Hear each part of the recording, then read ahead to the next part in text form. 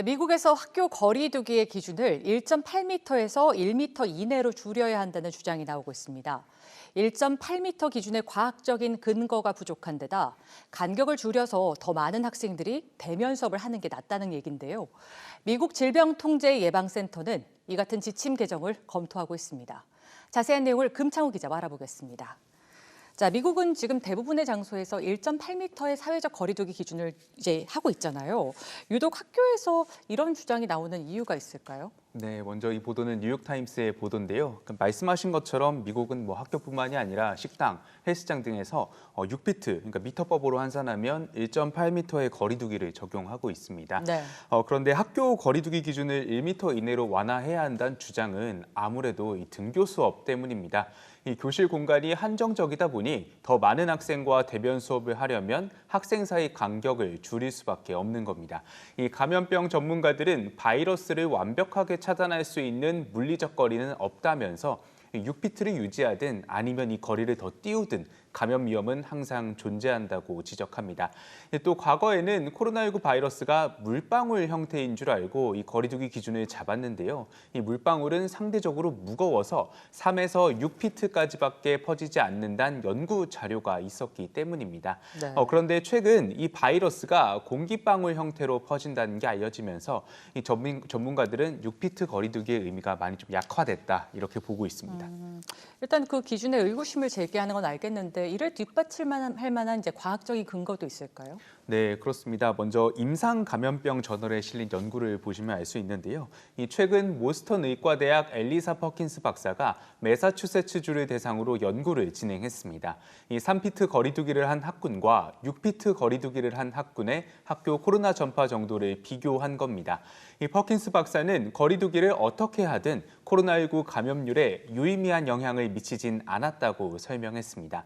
게다가 학교에서의 코로나19 감염률은 지역사회와 비교해 낮다고도 설명했습니다. 연구진은 마스크 착용 등 다른 조치를 철저히 하면 사회적 거리두기를 다소 느슨하게 해도 학교를 안정적으로 운영할 수 있다고 조언했습니다. 미국 질병통제예방센터도 이런 주장들을 고려해서 지침 개정을 현재 검토하고 있다고 밝혔습니다. 어떤 결론이 나올지 우리도 한번 지켜봐야 될 것 같네요.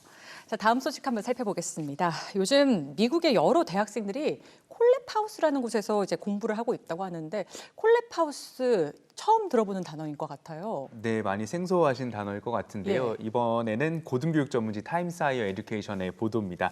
이 콜랩하우스는 여러 사람들이 한 집에 살면서 아이디어를 나누거나 협업하는 주거 형태입니다. 이 소셜미디어 틱톡의 크리에이터들이 콜랩하우스에서 공동 작업한다는 게 알려지면서 유명해졌습니다. 이 코로나19가 유행하면서부터는 미국 대학생들도 이런 주거 형태를 선호하고 있는데요. 예를 들어 코로나로 학교에 갈 수 없게 된 학생 몇몇이 학교와 멀리 떨어진 곳에 집을 구하고 좀 더 싼 가격에 함께 살면서 원격 수업을 듣는 시기입니다.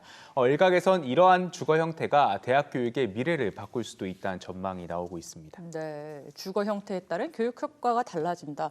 어떤 방식으로 이루어지길래 그렇습니까? 네, 아무래도 이런 형태가 그 온라인 대학 강의 플랫폼을 조금 보완하는 방식으로 도움이 될 수 있다는 얘기인데요. 네. 아무래도 그 수년 전부터는 세계 석학이나 아니면 유명한 대학 교육을 온라인으로 들을 수 있는 이런 플랫폼들이 인기를 많이 끌었습니다. 대표적으로 무크나 에덱스, 그랬죠. 코세라 이런 것들이 있죠.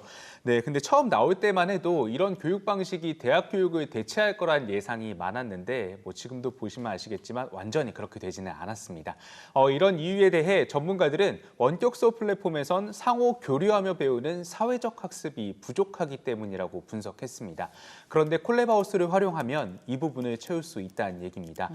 대학 캠퍼스에 모여서 공부하는 게 아니라 일단 온라인 강의를 듣고 콜랩하우스에 같이 사는 그 상주 교육 보조자의 추가적인 학습 도움을 받는 겁니다.